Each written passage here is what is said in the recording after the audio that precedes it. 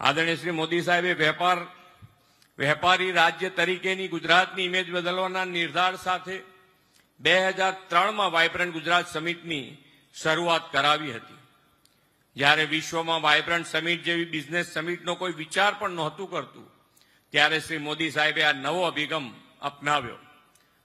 તે વખતે તેમણે કહેલું કે દુનિયાભરના રોકાણકારો ગુજરાતમાં આવે તેવું એમનું સપનું છે.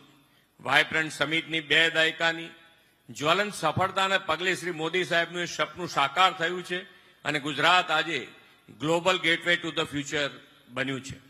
વાઇબ્રન્ટ સમિટની ઉત્તર સફળતા માટે કારણે ગુજરાત દેશના ગ્રોથ એન્જિન તરીકે પ્રસ્થાપિત થયું છે.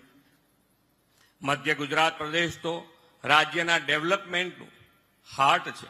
વડોદરા, આણંદ, ખેડા, પંચમહાલ, છોટાઉદેપુર, દાહોદ જેવા જિલ્લાઓમાં મેન્યુફેક્ચરિંગ, એન્જિનિયરિંગ અને ફાર્મા તથા એગ્રી ફૂડ પ્રોસેસ અને એમએસએમઈ ઇન્ડસ્ટ્રીઝ ડેવલપમેન્ટમાં નોંધપાત્ર યોગદાન આપે છે.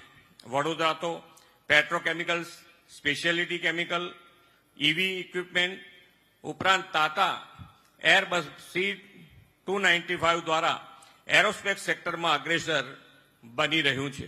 શ્રી મોદી સાહેબ કહેતા કે અહીંથી મધ્યપ્રદેશ સુધીના વડોદરા, હાલોલ, કાલોલ, ગોધરા અને દાહોદ 5 શહેરના વિસ્તારમાં લઘુ ઉદ્યોગનું મોટું નેટવર્ક ઊભું થયું છે.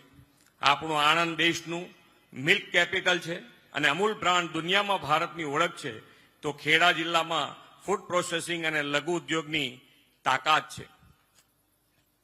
અમદાવાદના ધોલેરા અને સાણંદ દેશના સેમિકોન હબ તરીકે ગ્લોબલ સપ્લાય ચેઇનના મહત્વના કેન્દ્ર તરીકે ઉભરી રહ્યા છે. ધોલેરા દેશના પહેલા સ્માર્ટ ઇન્ડસ્ટ્રીયલ સિટી તરીકે આકાર લઈ રહ્યું છે.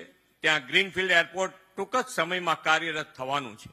આદરણીય વડાપ્રધાનશ્રીએ ધોલેરાને હાઈ સ્પીડ રેલ કનેક્ટિવિટી માટે તાજેતરમાં જ દેશના પહેલા સેમી હાઈ સ્પીડ રેલ કોરિડોરને મંજૂરી પણ આપી દીધી છે. આપણે ટ્રેડિશનલ એમએસએમઈ અને ઇમર્જિંગ સેક્ટરના ઉદ્યોગને પણ પ્રોત્સાહન મળે તે દિશામાં આગળ વધી રહ્યા છીએ. ગાંધીનગરનું ગિફ્ટ સિટી ફિનટેક માટે બેસ્ટ ડેસ્ટિનેશન. અહીં એઆઈ, ડેટા સેન્ટર્સની સાથે ફાઇનાન્સિંગ અને એરક્રાફ્ટ લીઝિંગ માટેનો અપાર અવસરો છે.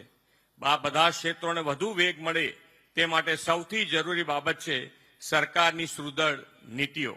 શ્રી મોદી સાહેબે ગુજરાતમાં ઇઝ ઓફ ડુઇંગ બિઝનેસની સંકલ્પના સાથે ઉદ્યોગ માટે સિંગલ વિન્ડો ક્લિયરન્સ વ્યવસ્થા ઊભી કરી છે. એ દિશામાં આગળ વધતા ઉદ્યોગોની ગ્લોબલ સપ્લાય ચેઇનમાં ભાગીદારી વધુ મજબૂત બને તે હેતુથી આપણે તાજેતરમાં ન્યૂ ઇન્ડસ્ટ્રીયલ પોલિસી 2026 જાહેર કરી છે.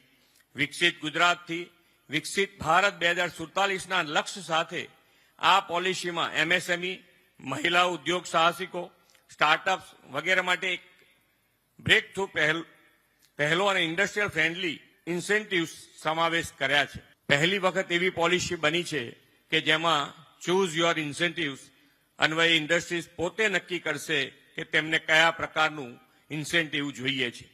આપ સૌ પણ આ પોલિસીનો લાભ લો એવી અમારી અપેક્ષા છે.